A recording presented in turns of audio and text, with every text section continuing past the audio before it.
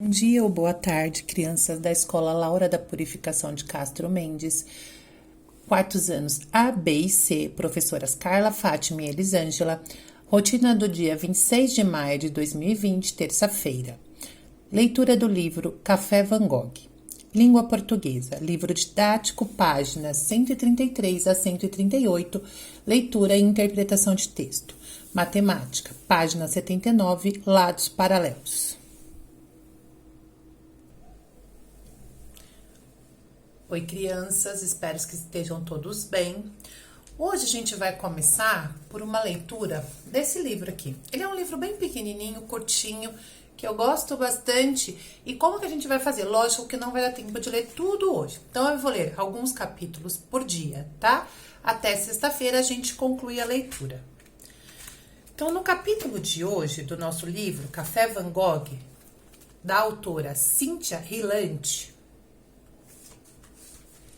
começaremos pelo capítulo O Café. O Café Van Gogh fica na rua principal de Flowers, em Kansas, Estados Unidos. Antigamente, o prédio foi um teatro, e na certa se explica a magia que ele tem. Qualquer um que já tenha visto qualquer coisa acontecer num palco, qualquer coisa mesmo, sabe muito bem que um teatro é um lugar tão mágico que depois de anos e anos de estreia, deve ter sobrado neles alguma quantidade de magia suficiente para ficar impregnada para sempre nas paredes. O Café Van Gogh deu a maior sorte de não ter ido parar num prédio onde antigamente as pessoas iam para engessar um braço que quebrado ou arrancar um dente. As paredes de um lugar desses não guardam magia alguma, mas as de um teatro sim. Magia é uma palavra misteriosa e muitas vezes mal empregada. Há quem ache que magia vem do céu, outros dizem que vem do inferno. Mas quem foi no Café Van Gogh sabe que a magia do lugar, que vem de um prédio que já foi um teatro, vem de um cartaz em cima da máquina registradora que diz: Deus abençoe os cães. De uma galinha de louça toda sorridente, em cima de uma vitrine de tortas. De hortênsias roxas pintada por todo o banheiro das mulheres, de uma vitrola pequenina e marrom que toca uma música chamada Ia Ser Tão Bom Voltar para Casa e Encontrar Você. Enfim, no Café Van Gogh, em Flowers, Kansas, a magia está viva. Às vezes ela acorda sozinha e logo as pessoas, animais e coisas notam que ela está ali, notam e sentem seus efeitos, e daí a pouco está todo mundo dizendo que existe um café, o Café Van Gogh, que é simplesmente maravilhoso. Parece um sonho, um mistério, um quadro que você tem que ir lá. Garantem, porque nunca mais vai esquecer.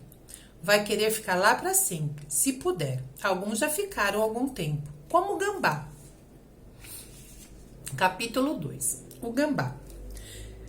Kansas não é exatamente o que poderia chamar de pitoresco. É inteiramente plano. Tão plano que é capaz de deixar certas pessoas confusas. Gente que precisa de um morrinho aqui para manter o equilíbrio. Mas no Kansas, pelo menos, as coisas chamam a atenção. Como tudo é plano, qualquer coisa se destaca e não dá para nada passar despercebido. Por isso, se um gambá resolvesse ficar pendurado de cabeça para baixo em algum lugar, o Kansas seria uma ótima escolha.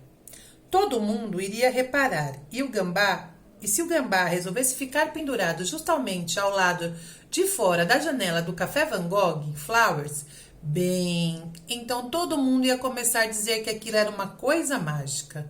E isso ia acabar sendo bom para o gambá também.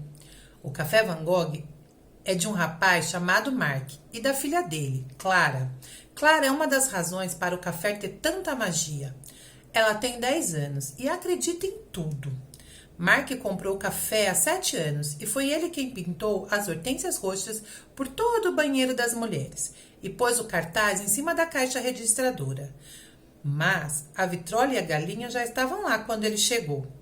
A mãe de Clara não gosta do Kansas e mora em Nova York, onde Clara vai visitá-la todo mês de junho. Mas Clara preferiu Kansas, desde que bateu os olhos no lugar.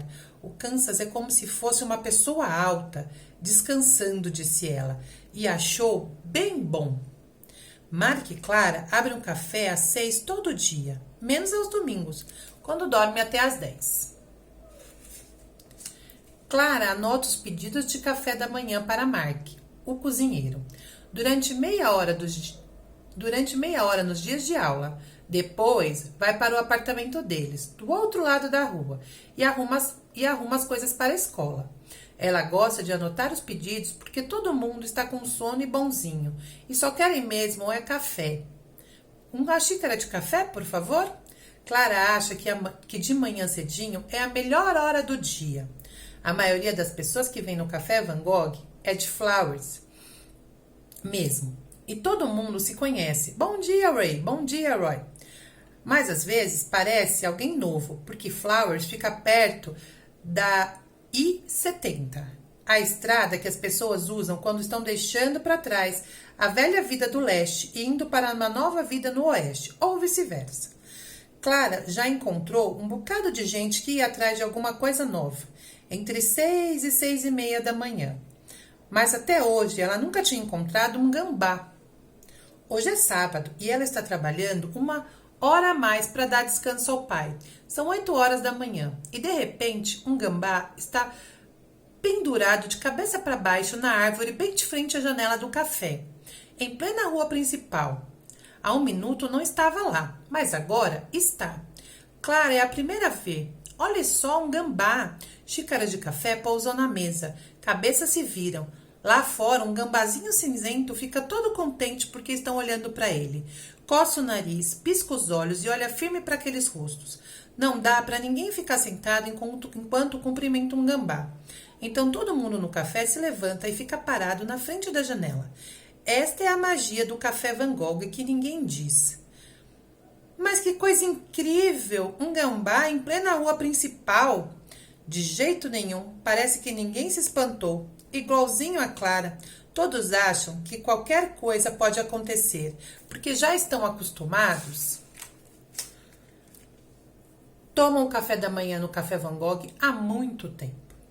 O que dizem é oi, muitos acenam, dando tchau. Rei pergunta a Oi, o que é que os gambá comem?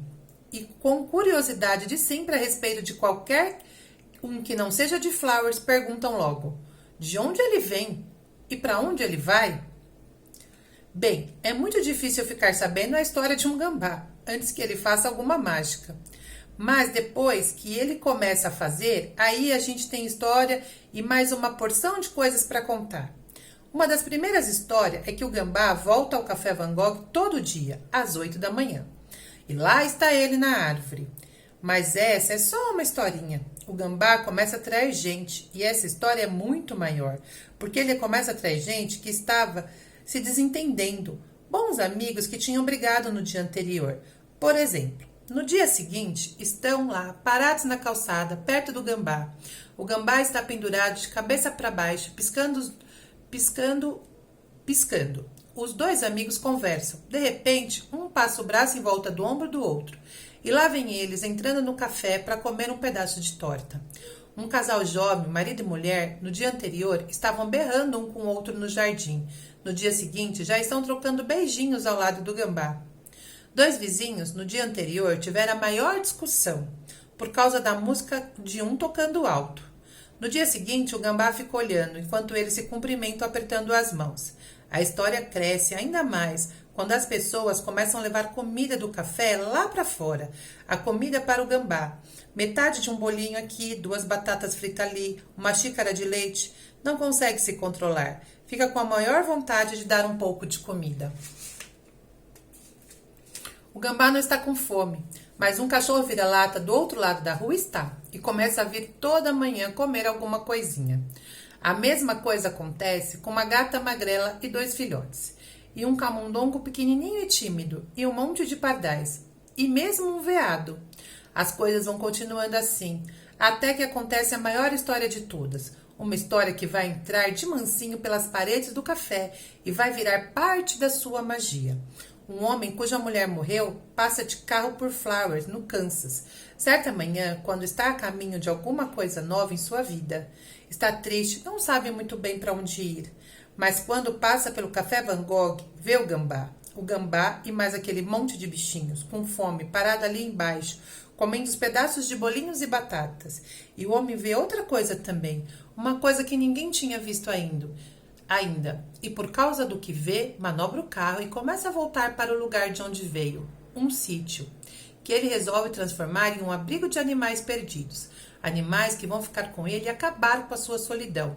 A partir desse dia, o gambá sumiu da frente do café Van Gogh. Há 1 minuto estava e agora não está. Mas os fregueses do café continuam levando um pouco de comida lá para fora toda manhã, deixando migalhas debaixo da árvore, para o caso de algum bicho com fome passar por ali.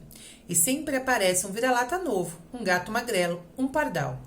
Clara não se admirou que o gambá tenha ido embora. As coisas estão sempre mudando no Café Van Gogh. E na certa, logo vai acontecer alguma novidade. Quem sabe?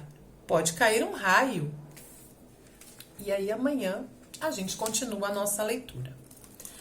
Bom, para a aula de hoje, a gente vai pegar o livro didático e abrir nas páginas 133 a 138. Deixa eu pegar o meu aqui. E a gente vai lá para a página 133. Lá na página 133, a gente tem um texto. Focou aí? O texto é A Cumbuca de Ouro e os Marimbondos. Eu não vou ler essa história para você.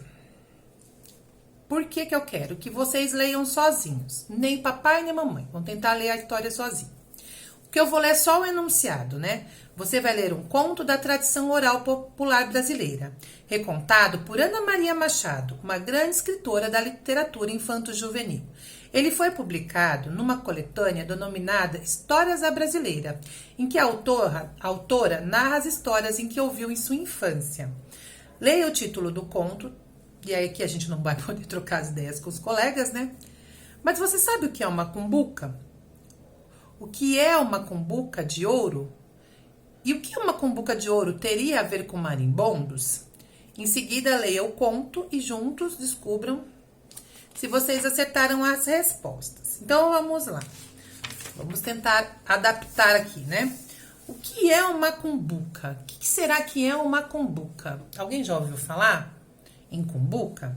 Cumbuca é uma vasilha feita com a casca do fruto da cuieira, cuia. Às vezes, tem gente que faz cumbuca com coco, né? Faz aquela negocinho de coco para beber água, beber sopa, usar para comer, enfim. Isso é cumbuca, tá? Mas originalmente ela é feita com a casca do fruto da cuieira, tá? Algumas pessoas eu já vi fazer com a casca do coco.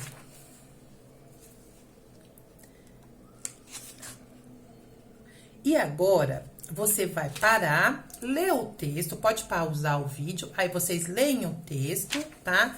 São 3 páginas de texto e uma da figura. E depois a gente continua. Bom, continuando aqui, a gente tem no finalzinho do texto um dicionáriozinho que nos indica algumas palavras do texto que geralmente não são conhecidas nossas, né? Que é botija, o mesmo que cumbuca. Garrafa bojuda, geralmente feita de barro. Cumbuca, eu já expliquei. Emborcar, virar com a boca para baixo. Encosta, declive de morro. Monte, montanha ou ladeira, desculpa. Sobre a autora. Sempre que a gente lê um livro, é bem interessante a gente ler um pouquinho sobre a autora, para entender o que ela quer passar, de onde ela veio, como é que essa autora viveu, para a gente entender o porquê que ela conta alguns determinados tipos de história. Essa autora é uma autora bem conhecida, que é a Ana Maria Machado, que nasceu no Rio de Janeiro em 1941. É autora de mais de 100 livros publicados no Brasil, entre outros países. Ganhou diversos prêmios em reconhecimento à sua contribuição para a literatura, especialmente a infanto-juvenil. É membro da Academia Brasileira de Letras, de onde também já foi presidente de 2011 a 2013. Vamos lá. Para saber mais, conto popular. O que a gente acabou de ler agora, no conto da Cumbuca, né? E a Cumbuca de Ouro e os Marimbondos, é um conto popular. O que é um conto popular? O conto popular é um dos gêneros mais antigos da tradição oral. E o que significa o termo popular? É uma manifestação cultural de caráter universal, nascida espontaneamente. Nossa, professora, continuo não entendendo nada. O que é popular? É uma manifestação cultural de caráter universal, nascida espontaneamente. Então, é quando alguém conta alguma história, essa história passa a ser interessante para aquele povo, né, daquela cidade, daquele bairro, daquele estado, enfim. E aí começa a se passar essa história para frente. E aí vira parte da cultura daquele lugar, tá? A gente tem muito isso no folclore, contos populares, lendas, né? Que a gente vai passando aí culturalmente. O conto popular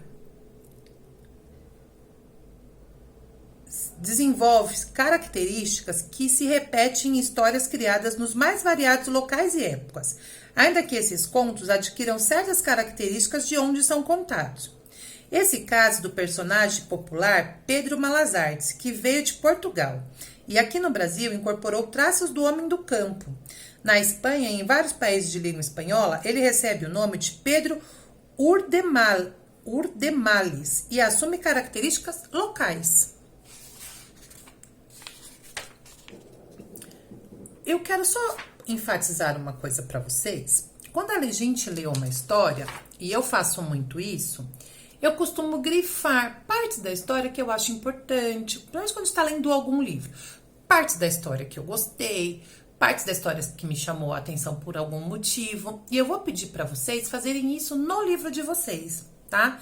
Vocês vão voltar agora ao texto, reler a história, porque uma história, quando a gente lê ela mais de uma vez, ela fica muito melhor compreendida. Às vezes, na primeira vez, a gente pula um pedacinho, não compreende. Quando a gente lê uma segunda vez, essa história fica muito bem compreendida. Você fala, professora, que maldade. Não, né? É assim que a gente tem que fazer realmente leituras, principalmente quando a gente vai usar essa leitura para interpretar texto. Porque eu vejo muitas vezes que, às vezes, o que acontece? Geralmente nos textos, quando a gente faz perguntas de interpretação, tem dois tipos de perguntas, que a gente chama de implícitas e explícitas. As perguntas explícitas, elas estão lá no texto. Você vai lá, olha, como se eu perguntasse para vocês aqui, vamos lá, vamos fazer uma pergunta. Quem ficou rico, né? Quem nessa história, ele abaixou-se para examinar e viu que era uma cumbuca de barro, pesada e cheia de moedas de ouro. Ficamos ricos. Quem festejou nessa parte? Tá escrito aqui, a mulher festejou. A mulher achou que eles tinham ficado ricos, né? Então, se eu perguntar, quem achou que ficou rico quando eles examinaram a cumbuca de barro? Peguei essa partezinha aqui do texto, tá? Quando eles examinaram a cumbuca de barro, quem achou que ficou rico? A mulher. Tá escrito aqui na minha frente, ó. Ficamos ricos, marido. Festejou a mulher. Então, quem achou que ficou rico? A mulher. Isso é uma pergunta explícita. Ela tá aqui na minha frente no texto. Facinho de achar. Tem perguntas no texto que elas são implícitas. O que significa isso? Elas precisam de uma compreensão do texto para serem respondidas. Elas não estão... Aí, às vezes, o aluno procura, mas eu não achei no texto. E, às vezes, não tem a resposta claramente no texto. Ela está dentro da sua compreensão do texto, tá? E a gente tem visto muito aqui perguntas de resposta pessoal. O que é resposta pessoal? Eu posso responder o que eu achei, meu amiguinho responder o que ele achou e as duas respostas estarem certas, desde que elas estejam dentro do contexto do texto. Eu não posso estar falando aqui do Pedro Malas-Artes, da mulher dele, da cumbuca, e de repente responder uma coisa que não tem nada a ver com esse texto. É uma coisa que eu acho, mas de outra situação. Não, a resposta tem que ter coerência com o texto, tá? Dentro do contexto ali do próprio texto que eu li. Estando dentro do contexto, o que eu respondi pode estar certo, o que o meu amiguinho respondeu também pode estar certo. Porque são respostas pessoais. Mas como que eu vou saber se eu estou dentro do contexto do texto? Eu preciso entender o texto. Então, é muito importante que ao final de cada história lida, eu penso o que eu entendi desse texto, o que esse texto trouxe para mim. Leitura não pode ser feita só por leitura, tá? Ainda mais quando a gente propõe o trabalho de interpretação desse texto, ok? Eu posso fazer uma leitura por leitura? Sim, a que a gente vai fazer do livro é uma leitura, eu não vou interpretar o texto, eu pretendo que vocês entendam, que traga uma coisa boa, uma mensagem para vocês, mas ela é mais uma leitura que a gente chama de leitura deleite, leitura prazerosa, que é só uma leitura da história.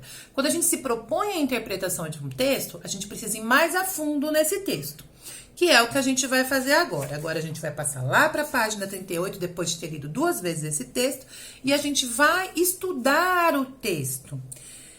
Este conto foi publicado no livro em que a autora reescreve a história que eu via na infância. Quem são os possíveis leitores desse livro? E aí, tem sempre uma garotinha que quando faz essa pergunta aqui em casa, ela me pergunta assim, não entendi. E aí, expliquei para ela uma vez, agora ela já sabe. O que sempre quando tiver essa pergunta, quem são os possíveis leitores desse texto? Geralmente a gente tem 3 respostas. O público em geral, qualquer pessoa pode pegar o texto e ler, tá?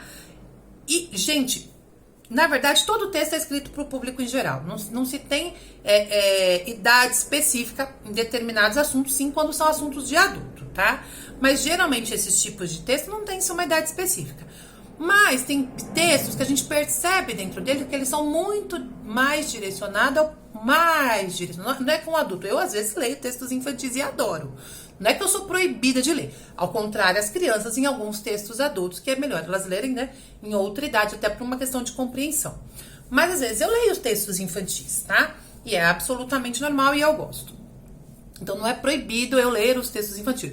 Mas quando a pessoa vai escrever, ela escreve pensando num determinado público, para o entendimento daquele público. Então, quando é um texto infantil, as palavras são mais fáceis, a característica do texto traz mais assuntos ligados ao mundo infantil. Quando é um texto adolescente, igualmente, já leu o Diário de um Adolescente, Diário de um Banana, tem lá uma linguagem mais adolescente, né? Mais pré-adolescente ou adolescente. Quando é um texto para adulto, é um texto para adulto, é um texto com uma linguagem mais difícil, por isso que às vezes as crianças não compreendem um texto que é escrito especificamente para adulto. Tem texto que é escrito para técnicos, por exemplo, texto científico. Às vezes eu vou ler um texto científico e não vou conseguir entender muito bem se aquele texto estiver em linguagem técnica. Por exemplo, uma bula de remédio, às vezes.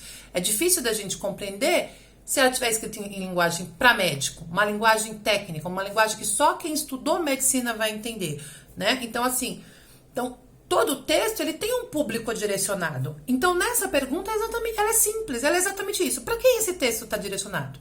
De repente, você vai falar para mim, ele é engraçado para os adultos, ele também atinge o público adolescente, também jovens, né? E